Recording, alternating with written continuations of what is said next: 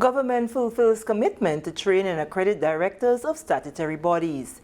We'll have details to this story and more in the national report. This is going to be a very fast race. It's the 4x100 meter relay senior boys at the starter's order. And they're off. Grenada, get ready. It's the Grenada Athletic Association's Relay Meet 2023. The Karani James Athletic Stadium will be on fire as our nation's top athletes will blaze the tracks on Saturday, 11th February from 1:30 p.m. Come out and be part of the exciting 4x100, 4x200, 4x400, and many more relays. Admission, main stands, adults 20, children under 5 pay 10. Bleachers, adults 15, children under 5 pay 5. The bleachers will come alive with entertainment from some of our local artists and DJs. And our very own double world champion Anderson Peters would compete in a special javelin event. It's the Grenada Athletic Association's National Relay Meet, Saturday, February 11th at the Karani James Athletic Stadium. Be there. Sponsored by Blue Bubbles, the National Lottery Authority, and the Grenada Olympic Committee. Welcome back. With the details to the news for Friday, February 10th, 2023, I am Sherry-Ann Noel.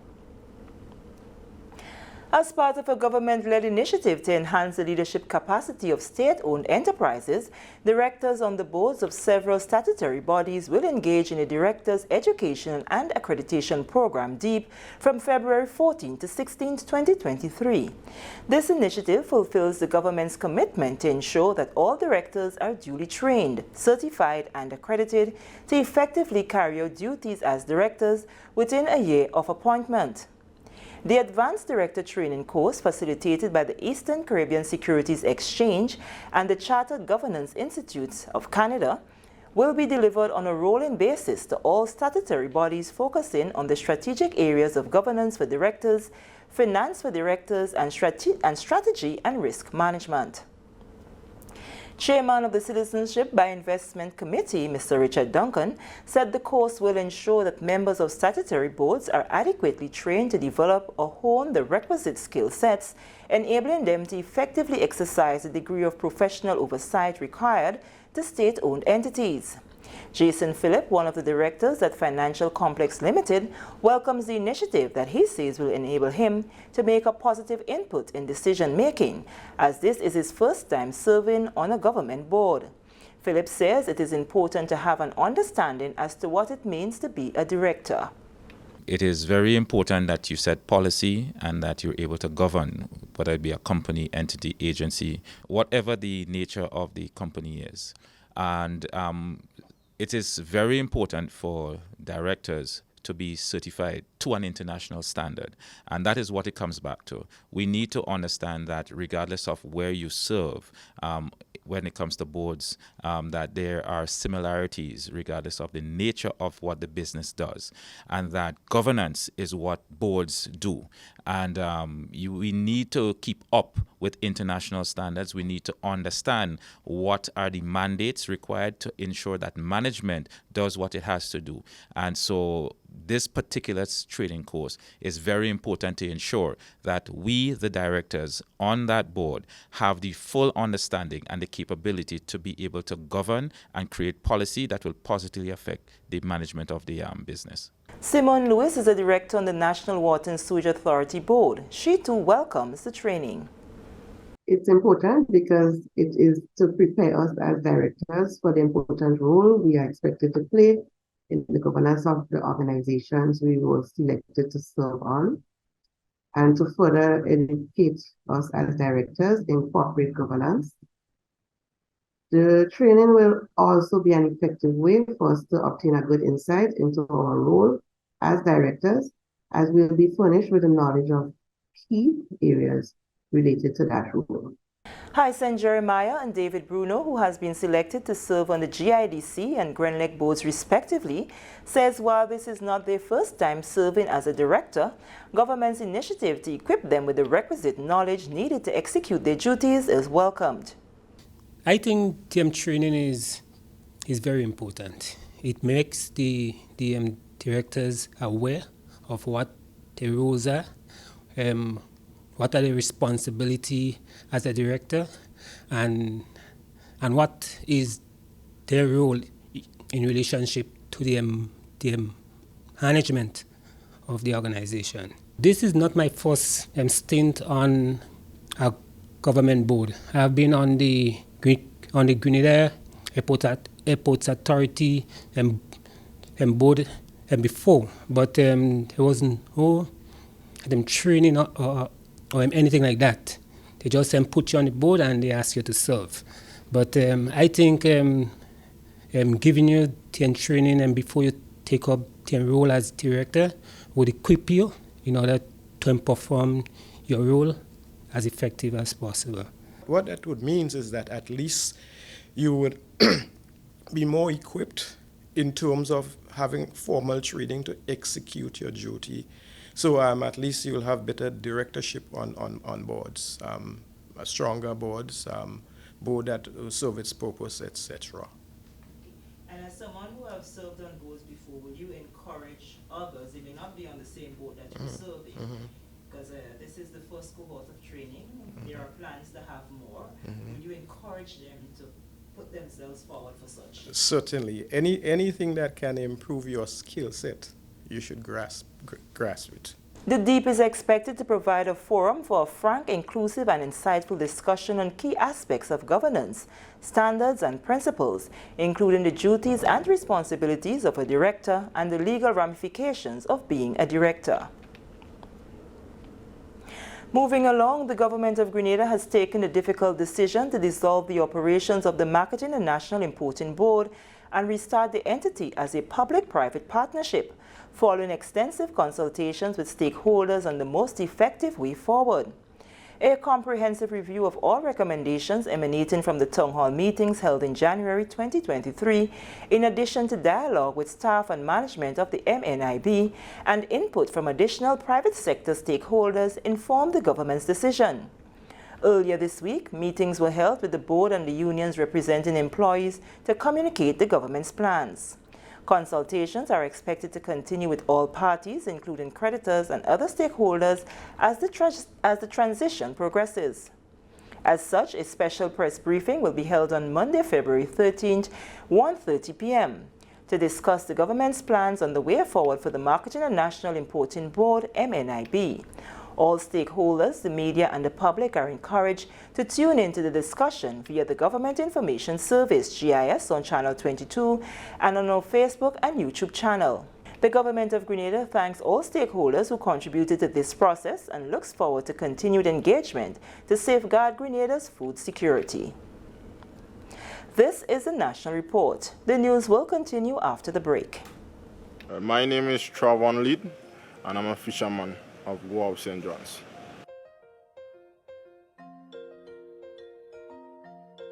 Well, I've been fishing for about 7 years, since I was about 16, and my father is a fisherman and I grew up in that. I love to fish and that helps to feed the community of Guelph.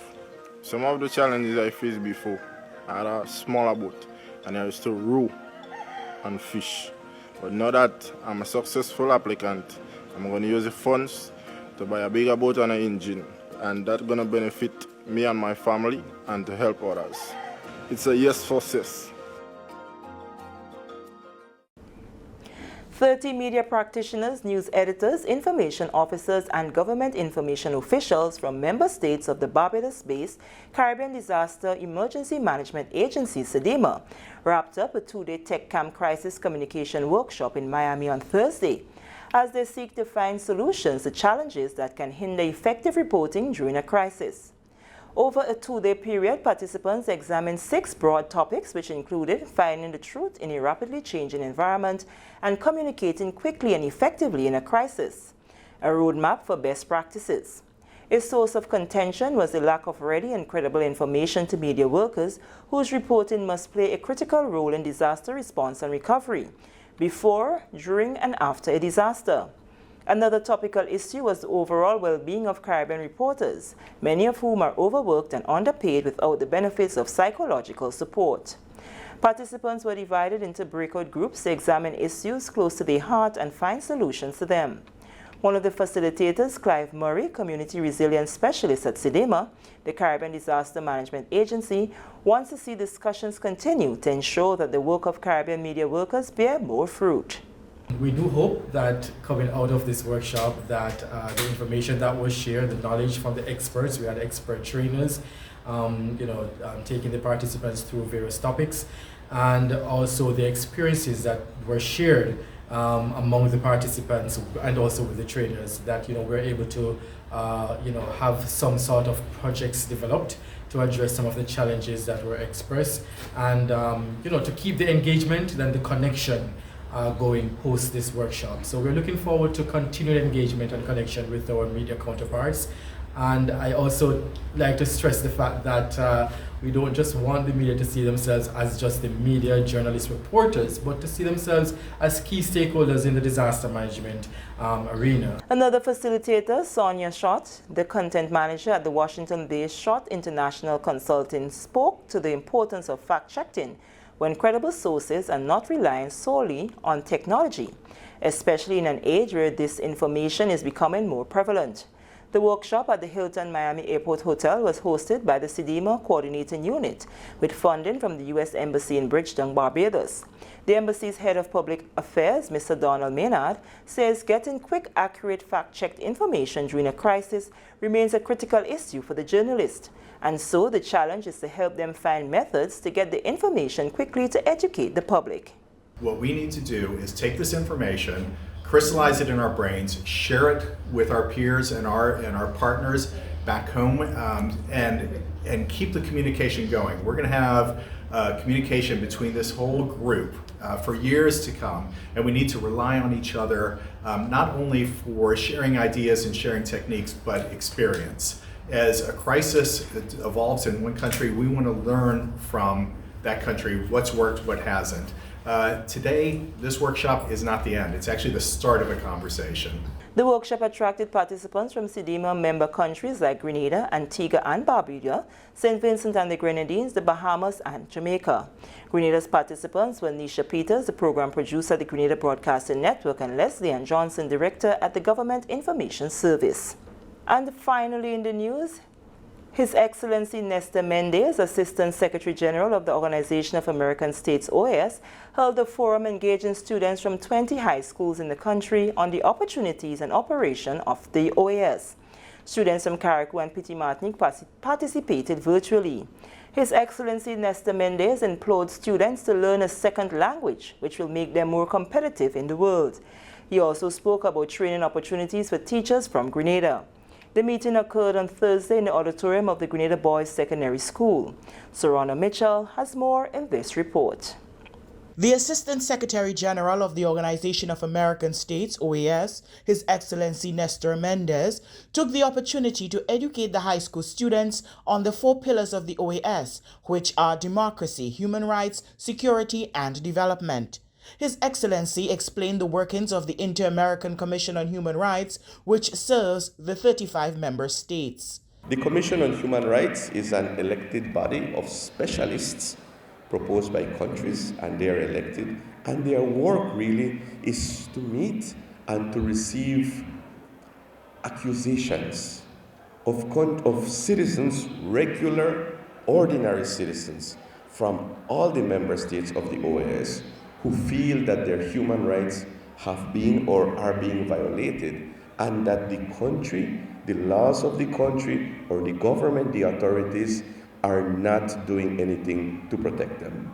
So the Commission meets, and if there are grounds for believing that the accusations may be true, then the Commission can take certain measures, and the member states that have signed onto the instruments that guide the system of human rights, they are obligated to listen to what the Commission is telling them to do. He encouraged the students to get involved in their communities and the region, as well as to seek out opportunities from the OAS through its many programs, such as internships, the Young America's Business Trust, which holds innovation competitions and was won by Grenadian Tamara Prosper a few years ago. Regarding scholarships, the Assistant Secretary General mentioned partnerships with over 150 universities around the world that provide short-term courses, master's degrees, and courses designed for teachers. The OAS does a lot of work with teachers. We have something called the Inter-American Teacher Education Network, the I-10. The Inter-American Teacher Education Network brings together educators and specialists in education from the United States, from Canada, all the way to south to Argentina and Chile. Some of the best minds in the field, in all the fields of education, are included in there. It is free, you just need to register. We offer courses, we offer scholarship opportunities, we have downloadable classroom-ready material that you can put into your classrooms in all the areas. If you want to consult your peers, the specialists in other countries, in universities, you can do that through the Inter-American Teacher Education Network. His Excellency Nestor Mendez told the students to keep an open mind, get involved in the OAS to expand their network, and to take opportunities where they can learn a second language, which will make them more competitive in the world. Grenada has been a member of the 75-year-old international body since 1975. For more information on the OAS and its many opportunities, you may visit their website at www.oas.org. For the National Report, I am Serana Mitchell. Blue Bubbles, the Grenada Olympic Committee, and National Lotteries Authority have all come on board as sponsors supporting the hosting of the National Relay Meet. Thank you, Serana. And with that story, we come to the end of the National Report for Friday, February 10th, 2023. On behalf of the news and programming team, I am Sharianne Noel, thanking you for